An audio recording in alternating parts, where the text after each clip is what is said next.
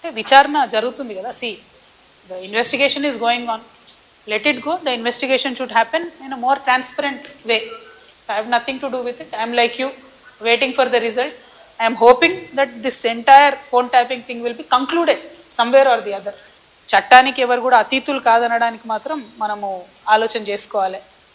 Same thing నిన్న కేసీఆర్ గారిని phone tapping పిలిచిన తర్వాత కూడా మళ్ళా వర్కింగ్ ప్రెసిడెంట్ కేటీఆర్ గారు మాట్లాడుతూ అనేకమైన అంశాలు చెప్పారు. విచారణకు పిలవడం నేరము ఘోరము అన్నట్టుగా మాట్లాడినారు. నేనేమంటున్నా, ప్రజా జీవితంలో ఉన్నప్పుడు అనేకమైన అంశాలు ఉంటాయి, వాటి కాన్సిక్వెన్సెస్ ఫేస్ చేయాల్సి వస్తుంది. సో ట్రాన్స్పరెంట్గా విచారణ కొనసాగడానికి అందరం కూడా సహకరించి ఈ అంశాన్ని ఎంత తొందరగా క్లోజ్ చేస్తే అంత మంచిది. అసలు మమ్మల్ని విచారణకే పిలవద్దు అన్నట్టు మాట్లాడుతున్నాం. అసలు ఆ సిచ్యువేషన్ ఎందుకు వచ్చింది? ఇన్ని రోజులు పిలవలేదు కదా కేసీఆర్ గారిని విచారణకు, ఇప్పుడు ఆ సిచ్యువేషన్ వచ్చింది కదా. ఆ సిచ్యువేషన్ ఎందుకు వచ్చిందో ఇప్పటికన్నా అంతర్గతంగా వాళ్ళు పరిశీలన చేసుకోవాలి. ఒకటి. రెండు, ఒకవేళ పిలిచిండ్రు అనుకోండి విచారణకు, పోక తప్పదు. ఇప్పుడు రేపు నన్ను పిలిచినా పోతా.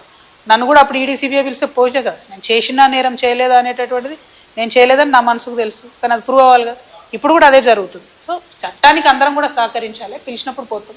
కాకపోతే ఆ యొక్క ఆలోచన విధానం ఏదైతున్నదో అందులో మార్పు రానంత కాలం బీఆర్ఎస్ పార్టీని మాత్రం ఎవడు కూడా బాగు చేయలేదు.